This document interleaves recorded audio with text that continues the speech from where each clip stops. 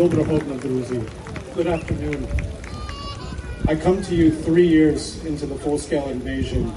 Those of you who know this history well, it's been going on for more than 10 years. This war has been awful, and it's not just a war. It's a genocidal war. 3 years ago, I experienced this firsthand. I was living and working in Kyiv. I was evacuated out by the Department of State in the United States. I went to Poland. I started to do humanitarian work. On February 24th, 2022, the neighborhood that I left just a few days before was bombed by the Russians. I just moved to Florida. I'm not Ukrainian. My family is Czech. I am an American, but Ukraine has given me so much. I research and write professionally about Ukraine. I write about the Holodomor, another genocidal act by Russia that it continues to deny. I've moved here to Florida to start teaching students about Ukraine. I teach Ukrainian history. I remind them of the importance of Ukraine, not only to Europe, but also to the United States. I have to apologize to you on behalf of the American politicians that represent us right now. They are not acting in Ukraine's best interest.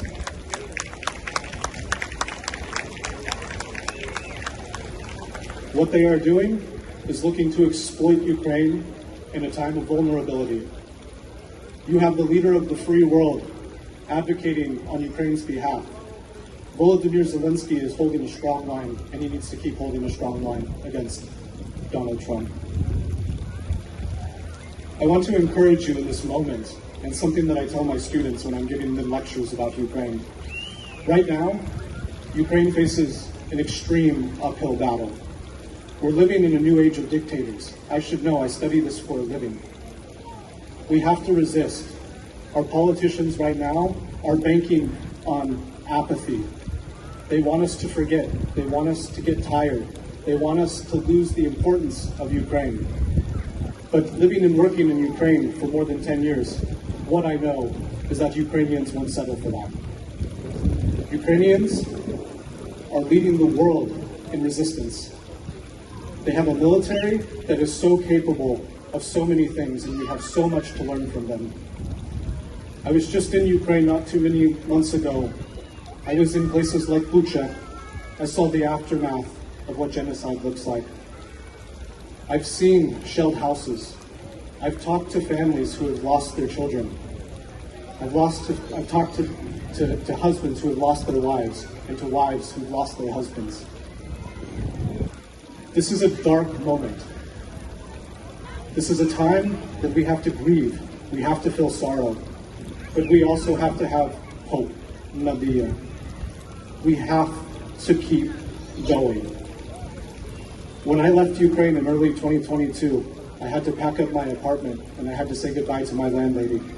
And I'll never forget, tears streaming down her eyes, not sure when she would ever see me again, gives me a very nice bag of chocolates, hugs me tight, and says, "Все буде добре."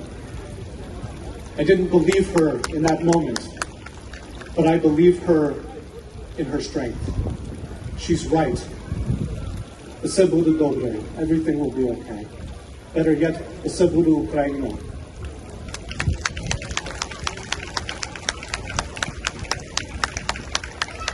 I am part of this Florida community now. I just moved here from Boston, where I was working at the Harvard Ukrainian Research Institute. This is a very pleasant surprise to be welcomed to Florida by such an amazing group of Ukrainians and supporters of Ukraine. I will continue to teach my students about Ukraine. In fact, I invited them here to join this rally for Ukraine today to show them the importance of being here and standing for Ukraine. What I want to encourage all of us to do is to make sure that we're not apathetic. Do not obey in advance. Do not appease the politicians. Keep supporting Ukraine. Keep donating to the Ukrainian army. Keep supporting in whatever ways you can. I really hope that we're here next year to celebrate the end of the war. But if we have to be here again next year to support the ongoing war and our strength for Ukraine, then so be it. We'll be here. Thank you very much for this invitation to speak today. Please, thank you. Slava Ukraini.